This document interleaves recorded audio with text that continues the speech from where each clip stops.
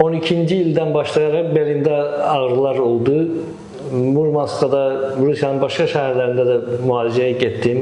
Azərbaycanda da hər il gələndə müalicə prosedurları keçdim. Tomoqrafiya olundu və belimdə protruziya aşkarlandı. Ağrıları belimdən ayaqlarıma verirdi və çox incidirdi məni. Ta ki, Masallı Bioloji Təbliğat Klinikasına gələnə qədər və doktor Aygün xanımla tanış olana qədər doktor Aygün xanımın müalicəsi mənə düşdü. Birinci dəfədən demək olar ki, ağrılar itdi məndə. Bugün də ikinci dəfə gəlmişəm. Yəni çox uzun müddət deyil, amma müalicəsi 100% düşərli oldu, xeyirli oldu mənə. Ağrılar demək olar ki, yoxdur. Xəstəyə ilk prosedurumuz osteopatik prosedur oldu. Ona görə ki, biz əvvəl o zədələnmə nahiyəsində olan, bağlarda olan gərilmələri, ayaqda olan asimetriyanı düzəltməyə çalışdıq.